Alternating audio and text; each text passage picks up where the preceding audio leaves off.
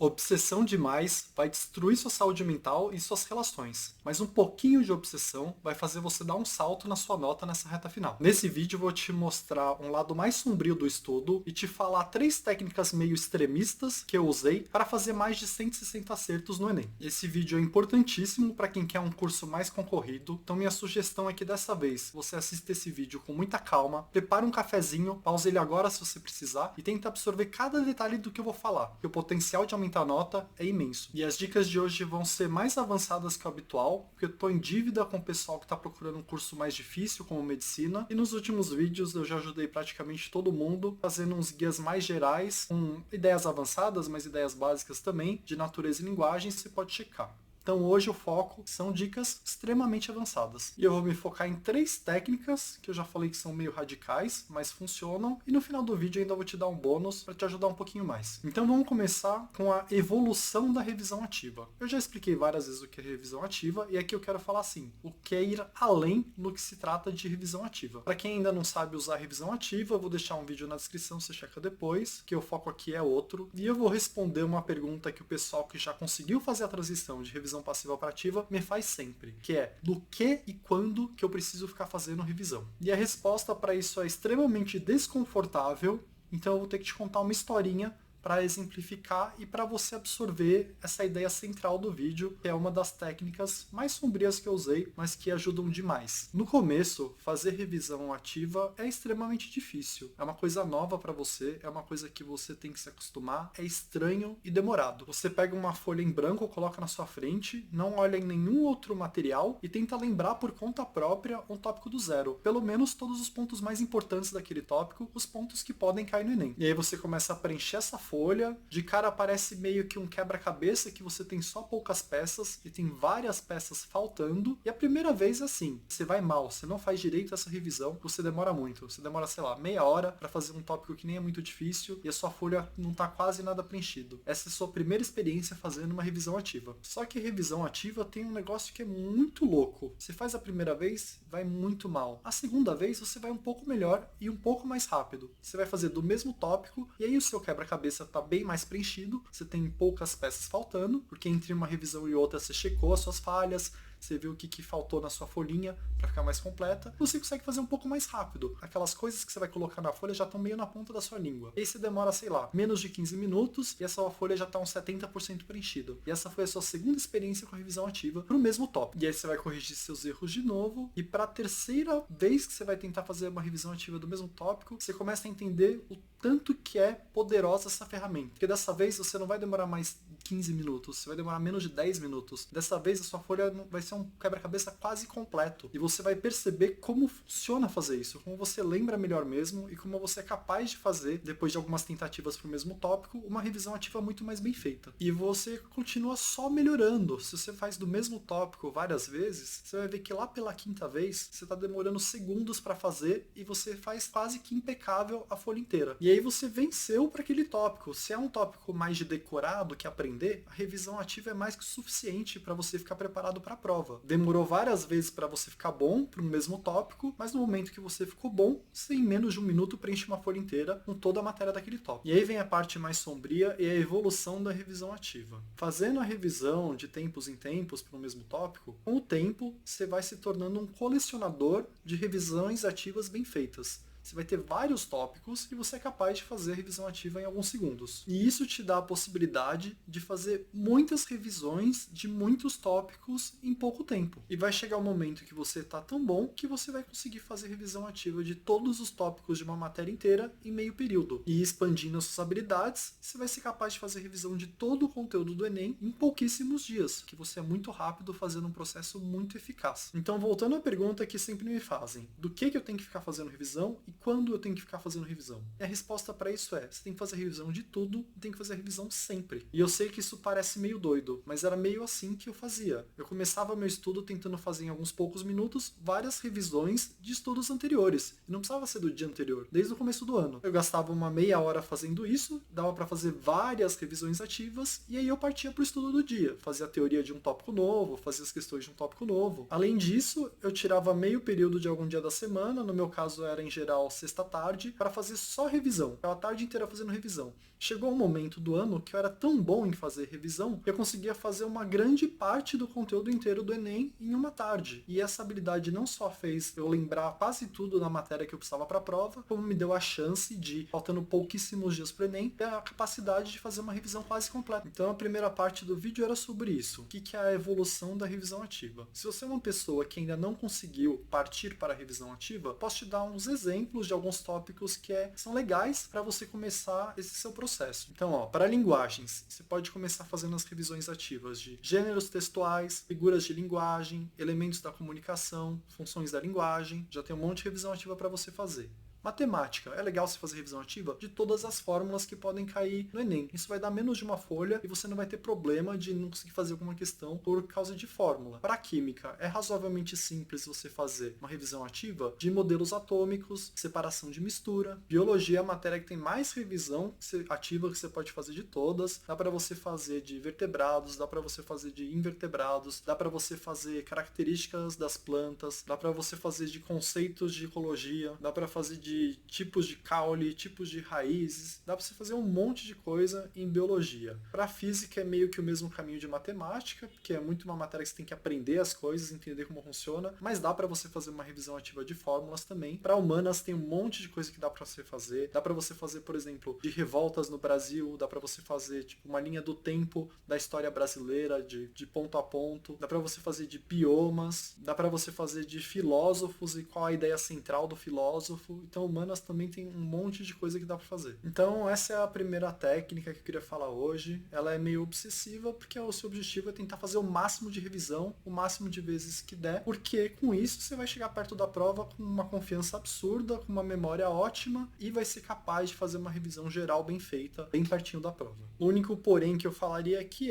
não deixa de fazer muita questão também, que é igualmente importante a fazer revisão. As duas têm que caminhar juntas. Você tem que fazer muita questão para aprender na prática, mas tem que fazer muita revisão para não ter nenhuma falha teórica também. Então vamos para a segunda técnica aqui. A segunda técnica é a evolução de anotações. Não faz sentido hoje em dia você copiar tudo o que o professor coloca na lousa ou copiar absolutamente tudo que é falado em uma aula. As suas anotações são muito preciosas porque ela que você vai usar depois para rever a matéria, também é ela que você vai tentar simular na revisão ativa. Então você já tem que fazer uma anotação o mais perfeita possível. Fora que pegar um monte de informação que é passada para você e tentar transformar isso em algo mais palpável, mais enxuto, mais preciso para caber numa folha, é um processo que vai fazer você aprender muito bem, vai organizar as informações na sua cabeça para que você realmente aprenda aquele tópico. Se você simplesmente só copiar o que é te passado, você vai estar fazendo um processo passivo. Se você está recebendo um monte de informação, está tratando ela na sua cabeça, filtrando o que é essencial para tentar transformar num material legal, isso já é um processo ativo. Processos ativos têm uma taxa de retenção muito maior do que processos passivos. Ou seja, depois de passado um tempo que você viu a matéria, você vai lembrar um percentual daquilo que você viu muito maior do que nos processos passivos. E aí vem a parte um pouco mais obsessiva desse processo. O que eu considero uma anotação bem feita. Uma anotação bem feita é uma anotação que tem todas as coisas mais importantes de determinado tópico, mas que ocupa pouco espaço no seu material. Então a regra que eu usava para a maioria dos tópicos, tudo daquele tópico tem que caber em apenas uma página. Só a frente de uma folha tem que caber todas as informações importantes para o Enem de determinado tópico. E eu só burlava essa regra para tópicos que eram muito longos. Eu sempre tentava filtrar o que era importante o máximo possível para caber em uma página. E o motivo para eu fazer assim é porque a longo prazo é bem melhor para você checar suas coisas se elas estão em apenas uma página. Porque você vai ter uma página por tópico, então você vai pegar, sei lá, 50 páginas, conseguir ver uma matéria inteira só vendo essas 50 páginas. Com isso vai ficar muito mais simples fazer uma revisão geral depois. Também fazendo dessa forma, além de você já estar treinando o seu cérebro para organizar as informações de um jeito bem preciso e que seja fácil você lembrar depois, você vai estar facilitando a sua vida na hora de fazer uma revisão ativa. Você pode ter como objetivo tentar replicar essas folhas sem ver elas depois de um tempo. E dependendo do caso, cabe um tópico na página. Mas tem alguns blocos que são pequenos e cabe o bloco inteiro na página. E matérias que têm um conteúdo menor, menor no comparativo, então você pegar linguagens e matemática, tem uma parte teórica menor do que humanas e natureza, você vai ter pouquíssimas páginas para ver uma área do conhecimento inteira em pouco tempo. E aqui um parênteses importante. O segredo para fazer essa página de cada tópico não é reduzir o tamanho da sua letra. É você filtrar de um jeito que o que esteja na sua folha seja coisas importantes, coisas que vão cair no Enem,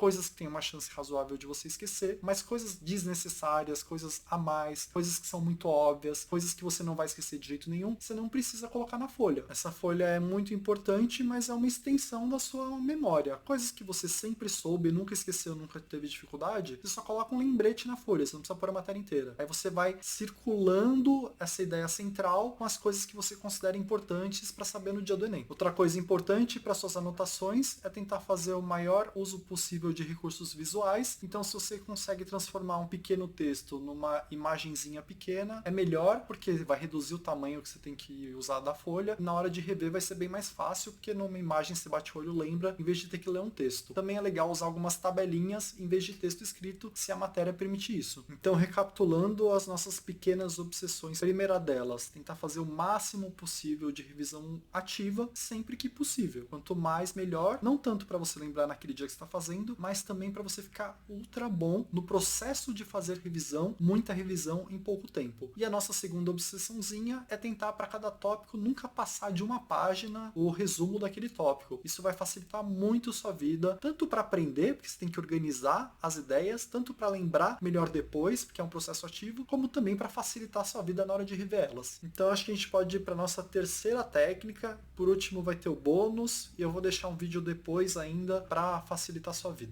E aqui, o que eu gostaria de falar é: você deve ficar obcecado por exercícios clássicos. Grande parte das questões do Enem são algumas transformações ou pequenas mudanças de exercícios clássicos, exercícios que você já teve em algum momento na sua vida. E não existe uma definição precisa de o que é uma questão clássica, mas eu vou te falar aqui o que eu acredito. Uma questão clássica é tipo de questão que sempre cai no Enem. Quase todo Enem tem uma questão desse tipo. Então pode anotar aí. Vai ter com certeza uma questão de tenso ativo, vai ter com certeza uma questão de evolução, por exemplo, porque todo ano cai. Vai ter com certeza uma questão de bioma. Vai ter com certeza uma questão de gênero textual. Então essas questões que se repetem são clássicas. Outra definição de questão clássica: aquela questão que quando o professor está te ensinando uma matéria, ele usa para exemplificar aquilo que ele está falando. Aquela primeira questão de uma matéria que ele usa de exemplo para você entender a teoria que ele acabou de te passar. Aquilo é uma questão clássica. É uma questão que ilustra aquela teoria que foi ensinada. E mais uma definição que eu acho boa de questão clássica é uma questão que por um acaso você está fazendo de alguma prova e você, ao fazer ela, fala: nossa, essa questão aqui me ensinou ou me mostrou muito bem do que se trata essa teoria e esse tópico. Ficou bem claro para mim o que é. E essas questões aqui que eu estou chamando de clássicas são extremamente importantes, que ela é a base do Enem. A grande maioria do Enem são essas questões clássicas. As questões novas que colocam no Enem são algumas variações dessas questões. São as mesmas questões olhadas por um ângulo um pouco diferente, ou colocado um número um pouco mais difícil, mas não foge muito disso. Algumas fogem, mas na maioria não. E aqui a parte obsessiva disso é que você tem que se tornar um colecionador de questões clássicas e até fazer revisão de questão. Você tem meio que se apaixonar por essa questão, porque essa questão provavelmente vai valer mais no TRI, provavelmente vai cair no Enem. Então você, para ir para um curso difícil, é o tipo de questão que você não pode de jeito nenhum perder nota, porque vão ter outras questões novas mais desafiadoras. Então você não pode perder ponto com questão que é próxima de uma questão clássica. E aí você precisa ver um modelo seu, um método de como guardar esse tipo de informação. Onde você vai armazenar essas questões clássicas? Você vai pôr num caderno? Vou te falar como eu fazia. Eu pegava de simulados, eu cortava as questões clássicas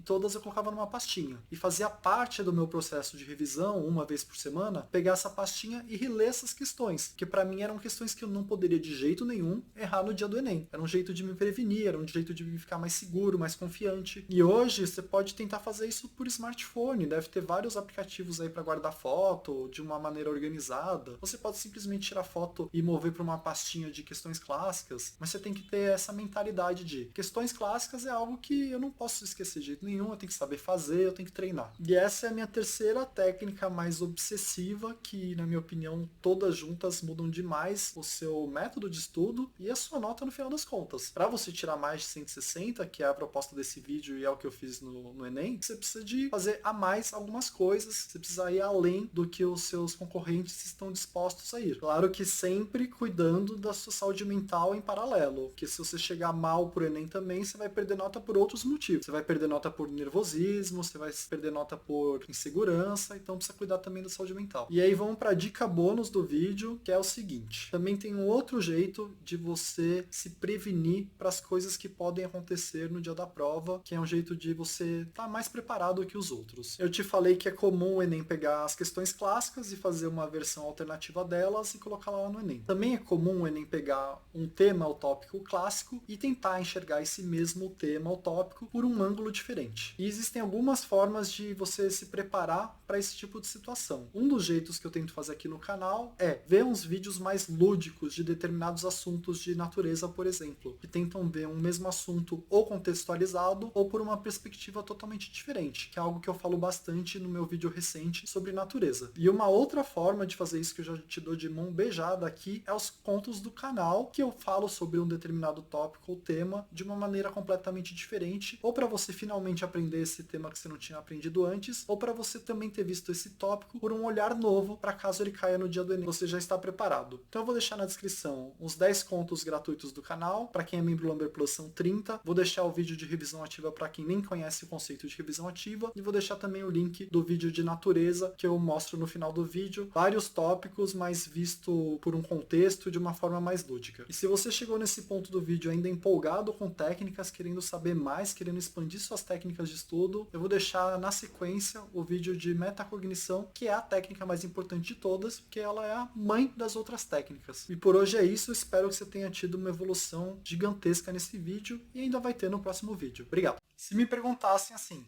fala qual foi a coisa mais importante, qual foi o fator decisivo entre a época que você não passava em absolutamente nada e depois de ter passado em todas as medicinas que você queria. Eu responderia de cara, metacognição. Foi a coisa mais importante que eu aprendi, que para mim faz toda a diferença. E eu fiquei devendo no ano passado um vídeo de como desenvolver a metacognição na prática. Então eu vou fazer isso hoje, vou te contar o que é metacognição e por que ela é tão importante e te ensinar umas formas de desenvolver ela sem impactar o seu dia a dia para que você fique muito melhor em praticamente tudo relacionado ao estudo. E aqui eu não estou falando só de Enem, eu estou falando de qualquer vestibular, de qualquer prova, de qualquer concurso, de tudo. Metacognição é a coisa mais importante. Em termos científicos, a conclusão é muito simples. Quem tem melhor metacognição tira melhor nota. Isso feito por meio de pesquisa, gente que estuda o assunto, numa ciência que a gente chama de processos cognitivos ou até ciência cognitiva. Mas isso para a gente é pouco palpável, né? Então, na prática, a diferença que foi para mim e que é para muita gente da metacognição é que é uma ferramenta absurda para você conseguir evoluir, para você conseguir melhorar. Tudo relacionado ao seu estudo. Relacionado ao aprendizado, relacionado à prova, relacionado à revisão, a tudo. E aqui eu vou fazer uma afirmação bem polêmica, e eu posso estar enganado, mas para você sentir o poder da metacognição, uma pessoa que evolui quase nada de um ano para outro, muito provavelmente não tem a metacognição boa. Se a sua queixa é não melhorar sua nota no Enem, não melhorar sua nota em cada uma das áreas do conhecimento, você precisa se desenvolver nesse aspecto, no assunto desse vídeo. Então vamos falar sobre o que é metacognição e depois sobre como desenvolver a metacognição. E para isso, primeiro a gente tem que ficar bem claro na nossa cabeça o que não é metacognição. Não é metacognição a matéria em si, saber o conteúdo do Enem. Não é metacognição saber muito de matemática, não é saber muito de física, não é saber muito de linguagens. Metacognição está num nível acima disso. A gente usa a palavra meta normalmente para falar de algo além. Então seria meta além da cognição. E a gente não usa às vezes o termo metalinguística para falar de um texto que fala sobre como fazer um texto. A metacognição é parecido com isso, só que sobre o conhecimento. É o conhecimento sobre o conhecimento. Ou seja, é um conhecimento sobre como aprender, como memorizar, como fazer revisão, como estudar, e até um conhecimento sobre a sua relação com o conhecimento, um conhecimento sobre a estrutura de uma prova, sobre o que cai numa prova. Então é um termo bem amplo, mas o que tem que ficar claro nesse momento é que não é o conhecimento em si, não é a matéria da prova, mas tudo que está ao redor da matéria, que você vai usar para tirar um melhor proveito dessa matéria, ou para saber qual é essa matéria. Então eu vou te listar aqui várias coisas que estão nesse guarda-chuva que a gente chama de metacognição, que é numa camada diferente do conhecimento em si, é o conhecimento sobre o conhecimento. Faz parte da metacognição quais técnicas você vai usar para fazer a revisão. Faz parte da metacognição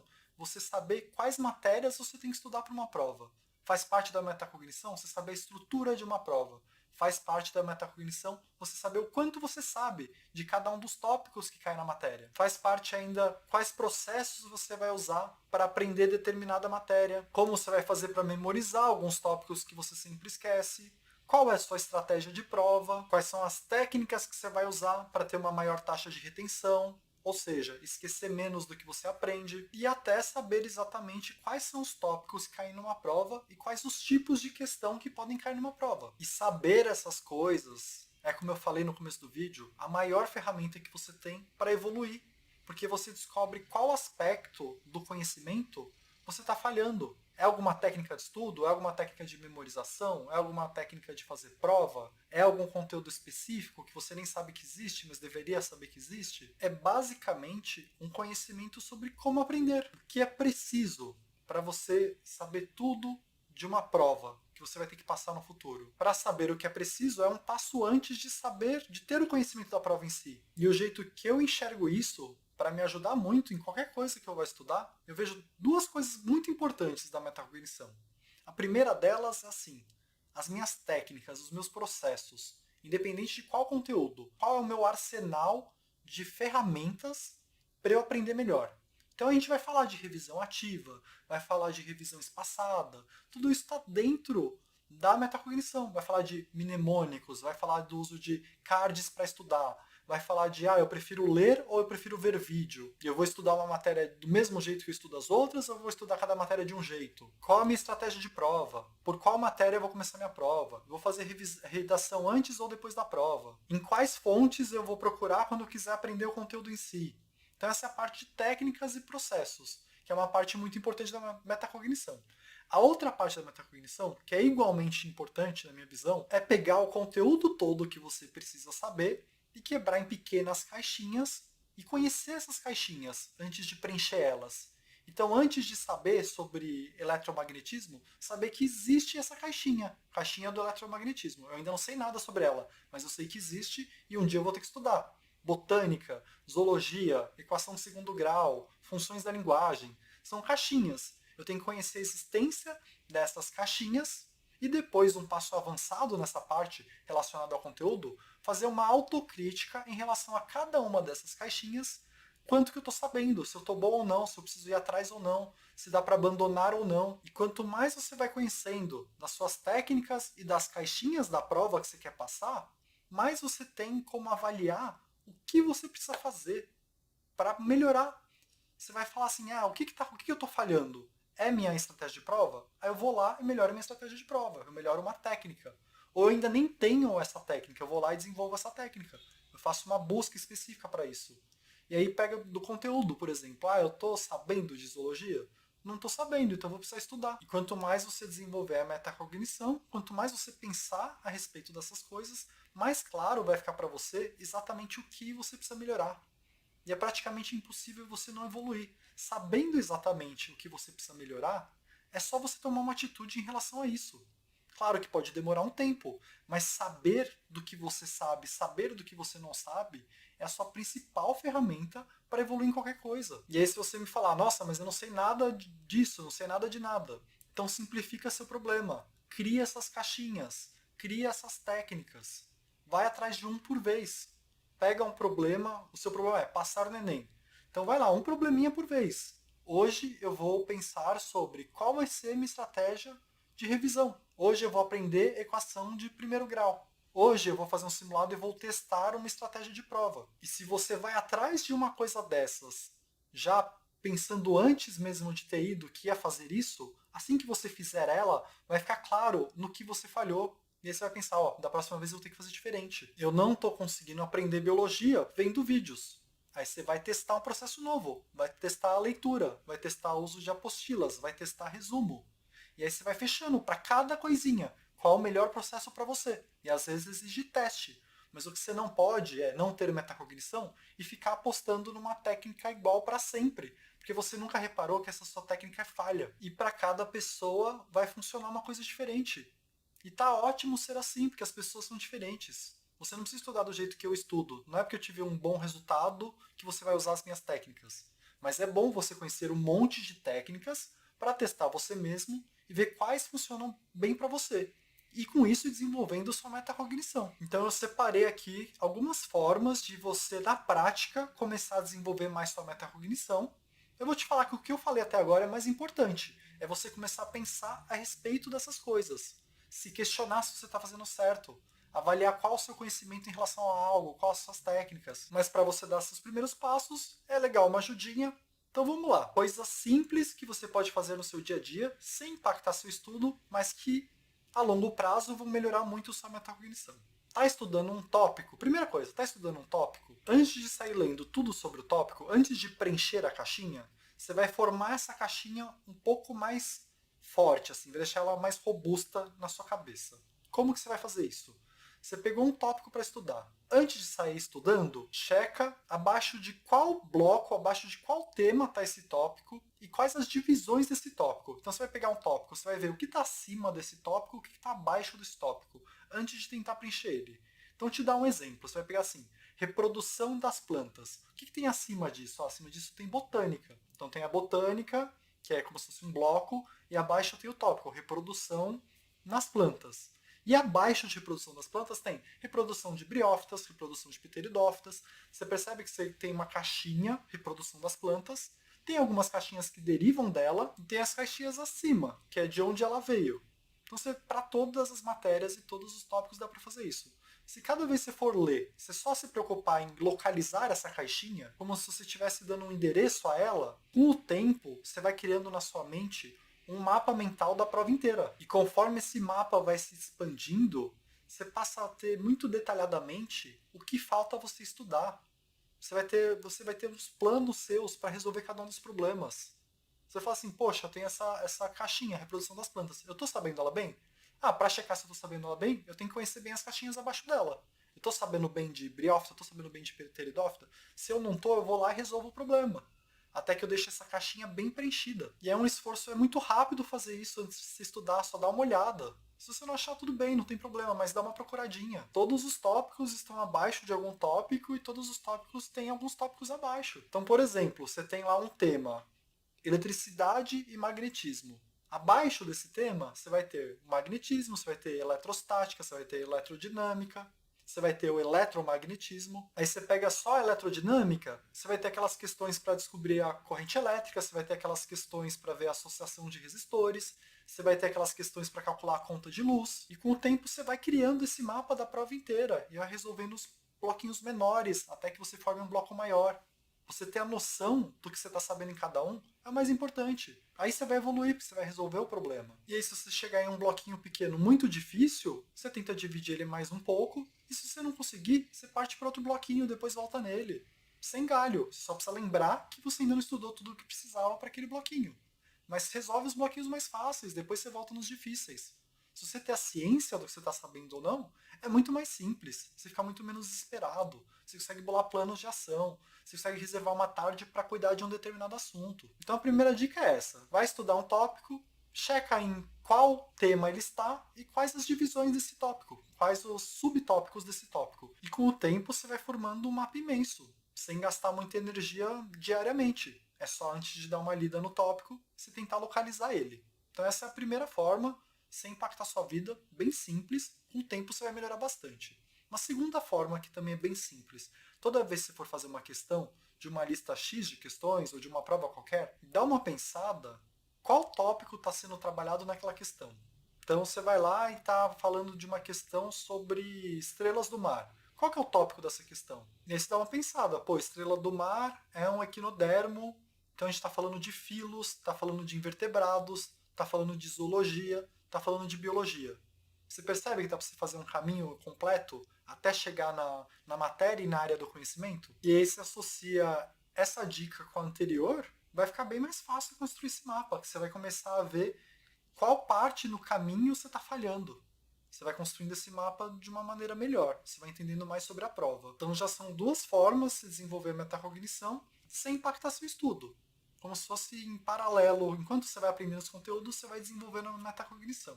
Então vamos lá, uma terceira forma. E para essa eu vou colocar um monte de link na descrição para te ajudar. Começa a listar e definir quais são seus processos para cada uma das coisas. Você pode tanto usar uma folhinha e anotar, como só pensar a respeito também. Então responde para você mesmo. Responde para você mesmo. Qual que é a sua estratégia de prova? Como você vai fazer a prova no dia do Enem? Que ordem você vai seguir no dia da prova para fazer as questões? Você vai fazer a redação antes, no meio ou depois? Responde para você mesmo. Responde, testa, se você gostou, você continua, se não gostou, você tenta uma coisa nova. E de novo, vou colocar link para a estratégia de prova que eu usei, mas você tem que ter a sua. Você pode usar a minha, testar, se gostou, continua, se não, tenta uma nova. Quantas vezes por semana você vai fazer revisão? Como que você vai fazer revisão? Vai ser revisão passiva ou ativa? Como que você vai fazer suas anotações? Você vai seguir exatamente o que o professor está anotando ou você vai fazer já um resumo com o que é mais importante? Qual o modelo da sua redação? Como você vai estudar cada área do conhecimento? Você vai fazer mais teoria, mais questão ou igual, mesmo tanto de teoria e questão? Você vai ler por conta própria durante a semana, como parte do seu estudo? Quantos dias você vai ler? Quanto tempo você vai gastar nisso? O que você vai ler? E aqui eu posso ir te fazendo um monte de pergunta. Cada respostinha que você tiver, você está indo um passo a mais na metacognição. Você está se conhecendo melhor. E a vantagem de você saber e até declarar o que você vai fazer para cada uma dessas perguntas é que você, se estiver falhando em uma delas, você pode tentar uma coisa nova. E aí você deixa de seguir cegamente um plano de cursinho, um plano de alguém que te falou em algum momento e passa a ter uma autocrítica do que é melhor para você. Porque tem várias respostas para cada uma dessas perguntas. E não tem resposta certa ou errada. Tem uma melhor resposta para você. O que funciona para você é o melhor. O que você testa e você sentiu que evoluiu fazendo, que está um pouco melhor que ontem, é o melhor para você. Então essa terceira forma é muito simples. Você pode pensar quando estiver no ônibus, pode pensar quando estiver no chuveiro, pode pensar antes de dormir. Mapeia seus processos. E seja perfeccionista em relação a isso. Tenta deixar claro para você, eu vou seguir essa linha aqui. Se não der certo, eu mudo. Mas declara para você mesmo o que você está fazendo, para você poder rever se não estiver funcionando. Então essa foi a terceira forma de, na prática, se melhorar a metacognição. Vamos para uma quarta forma. Você vai agora, eu te falei nas duas primeiras, para você começar a criar as caixinhas de um jeito melhorzinho, né? Vinculado com as caixinhas acima e abaixo, para você criar esse mapa na sua cabeça. Você vai agora pegar essas caixinhas e começar. Não precisa fazer sempre isso. Faz uma vez hoje e no futuro você dá uma. Daqui a um mês você testa de novo para ver como é que tá. Você vai pegar essas caixinhas e vai dar uma avaliação para cada uma do tanto que você sabe. Do tipo, eu sou ruim nessa caixinha, eu sou médio nessa caixinha, eu sou bom nessa caixinha. E aí você pode usar para te ajudar uma lista de tópicos ou um cronograma Enem. Vai vendo item por item, se você sabe do que se trata. Se você não sabe do que se trata, dá uma pesquisada do que se trata aquilo. Né? Não precisa estudar o item, só ver o que é aquilo só. E aí avalia, eu não sei nada, eu sei um pouquinho, eu sei médio, ou sei bastante. As caixinhas que você sabe bastante não são tão prioridade assim quanto as caixinhas que você sabe pouco, mas caem bastante na prova. Claro que as caixinhas que você sabe bastante, você tem que cuidar desse bastante. Você precisa fazer revisão, precisa fazer questão de vez em quando, mas você começa a ter uma noção daquelas caixinhas que você está falhando muito, para você ir atrás, deixar de ser ruim, passar a ser médio, aí no outro dia você deixa de ser médio, passa a ser bom, e quando você for bom, você inverte o trabalho, em vez de aprender aquilo, é uma manutenção daquilo, fazer revisão, fazer mais questão. E aí aquele mapa que você começou a criar nas primeiras dicas, vai ganhando, vai dando uma melhorada nele. Você não só tem um mapa do que cai no Enem, agora você tem um mapa do que cai no Enem e o tanto que você sabe de cada um dos itens que cai no Enem. Olha como é mais simples trabalhar com isso. Olha como é mais simples evoluir. Imagina quando esse mapa estiver na sua cabeça, de tudo que cai no Enem e o tanto que você sabe de cada coisa. Você começa a fazer os planos diariamente. Poxa, deixa eu ir atrás daquele tópico que ficou para trás. Você não fica mais tão dependente de uma pessoa te dando cronograma, te dando listas. Fora que você se conhece muito mais. É muito mais simples evoluir assim. Então você começa a perceber como é difícil ficar estagnado depois que você desenvolve a metacognição.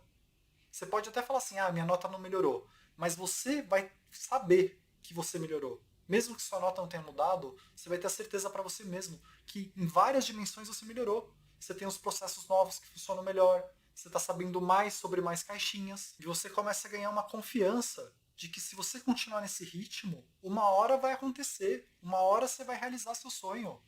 Porque você conhece o que você precisa melhorar. Pode demorar um tempo, mas você vai melhorar aos poucos, cada um dos processos, cada uma das caixinhas. Então esse é o segredo para a evolução. E por isso que eu falei no começo do vídeo, que essa é de longe a maior mudança entre eu não passar em nada e passar em algo. E aqui vamos por uma última dica, uma última forma de você melhorar a sua metacognição. Aí já é a cereja do bolo. E eu vou te ajudar até passando um vídeo para te ajudar também. E com ela você melhora ainda mais o mapa. E a dica é a seguinte: começa a dar atenção para os rankings do que mais cai no Enem. Lógico que tem que ser um ranking sério, você tem que confiar naquele ranking, tem que saber que ele é fiel à prova. Mas começa a dar uma atenção assim, quais tópicos caem muito, quais tópicos não caem tanto. E por que isso? Porque aí seu mapa fica melhor ainda. Você primeiro tem um mapa de tudo que cai no Enem, segundo tem um mapa de o tanto que você sabe em cada uma das coisas que caem no Enem, e por último você sabe o valor de cada coisa, para conseguir priorizar o que é mais importante e menos importante, para não ficar desesperado. Você vai estar com um alerta ligado para aquelas caixinhas que você não conhece e caem muito. E vai ficar mais tranquilo em relação àquelas caixinhas que você está médio, mas quase não caem. E aí eu vou deixar aqui o link aqui no final do vídeo para o meu ranking. Você pode ir lá e tirar a foto do ranking completo. Vai te ajudar muito nesse mapa. Eu te passei 5 formas para evoluir na metacognição e espero que ajude muito. Obrigado.